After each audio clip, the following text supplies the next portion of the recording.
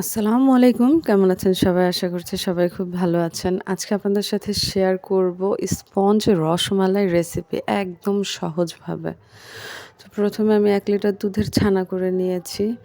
এখন আমি ১ কাপ চিনি আর ৩ কাপ পানি দিচ্ছি শিরা বানানোর জন্য। আমি এখানে গরম পানিটা ইউজ করছি। আপনারা চাইলে ঠান্ডা পানি ইউজ করতে পারেন। গরম পানিটা আমার হাতের কাছেই ছিল, সেটার জন্যই আমি দিয়েছি। আর একটু ফ্লেভারের জন্য ২ টা এলাচ দিয়ে দিচ্ছি।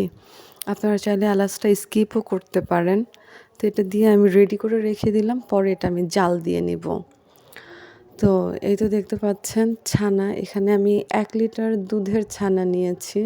তো ১ লিটার দুধের ছানা আমার ১ কাপ পরিমাণই হয়েছে।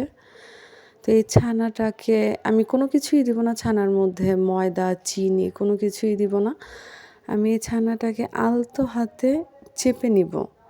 মানে এইটা করতে হবে কি, আপনারা দেখতে পাচ্ছেন আমি হাতের তালু দিয়ে এটা প্রেস করতেছি, বাট জোরে, জোরে করা যাবে না। হাতের তালু দিয়েই করবেন, কিন্তু আস্তে, আস্তে করতে হবে। খুব হালকা চাপে করতে হবে। বেশি চাপাচাপি করলে কী হবে, ছানা থেকে তেলটা বের হয়ে যাবে, তখন আপনার মিষ্টিটা ভালো হবে না। মিষ্টি ফেটে যাবে। তো এই তো দেখতে পাচ্ছেন আমি কয়েকটা বানিয়ে নিয়েছি। তো এখন আমার যখন মিষ্টিটা বানানো কমপ্লিট হয়ে গেছে, তখন আমি শিরাটাকে জাল দিচ্ছি। শিরাটা আমি জাস্ট শুধুমাত্র একটা বলক তুলে নিব। এখানে শিরাটা কোনো ১ তার বা ২ তার হবে না, বা শিরাটা ঘনও হবে না। শুধু জাস্ট একটা বলক চলে আসলেই আমি মিষ্টিগুলি ছেড়ে দিব।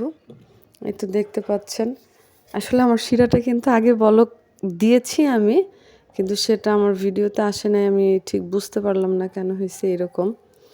তো বলক আসার পরে আমি এই মিষ্টিগুলি দিয়ে দিব, ছানার বলগুলি দিয়ে দেওয়ার পরে এখন আমি ঢাকনা দিয়ে এটাকে ১০ মিনিটের জন্য জাল দিব। আসলে ছোট তো মিষ্টিগুলো ১০ মিনিটের বেশি লাগে না। ১০ মিনিটের মধ্যেই মিষ্টিগুলি প্রপারভাবে সেদ্ধ হয়ে যাবে এবং ভেতরেও সেরা যথেষ্টভাবে ঢুকে যাবে। তো এই তো দেখতে পাচ্ছেন। আর এর মাঝখানে, মাঝখানে আমি জাস্ট ২ বারের জন্য ঢাকনাটা একটু উঠিয়ে হালকাভাবে নাড়াচাড়া করে দিয়েছি, যেন চারিদিক থেকে মিষ্টিটা ভালোভাবে সেদ্ধ হতে পারে সেটার জন্যে। তো এই তো দেখতে পাচ্ছেন।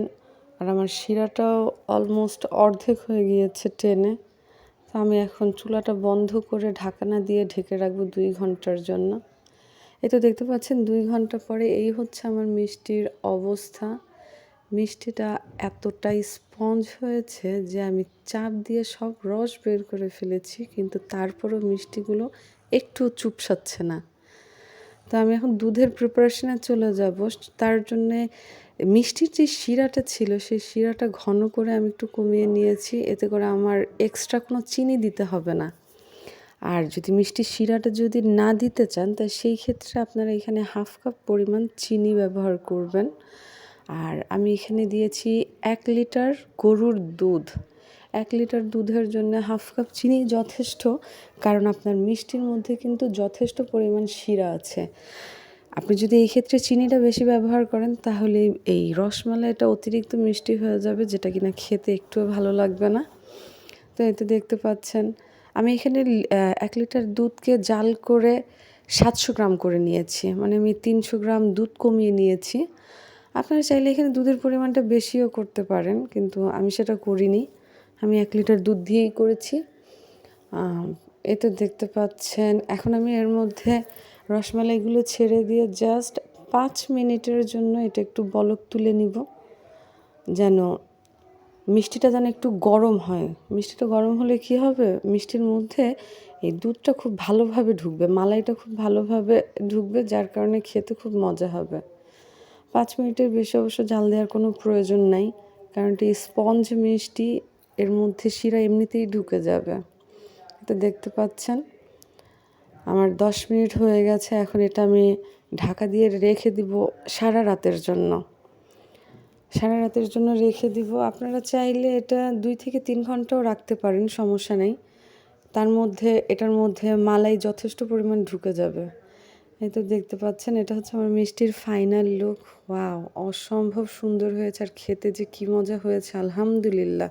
আপনারা যদি বানান, তাহলে আমি 100% বলতে পারি যে মিষ্টিটা পারফেক্ট হবে, হবেই হবে। ট্রাই করবেন অবশ্যই। আর ট্রাই করে আমাকে কমেন্টসে জানাবেন কেমন হয়েছে। আশা করছি আপনাদের মিষ্টিও খুব ভালো হবে যদি আমার মতো যদি এইভাবে করে আপনারা প্রপারভাবে রেসিপিটা ফলো করেন তাহলে আপনাদের মিষ্টি পারফেক্ট হবে। আজকের মতো এ পর্যন্তই। আল্লাহ হাফেজ।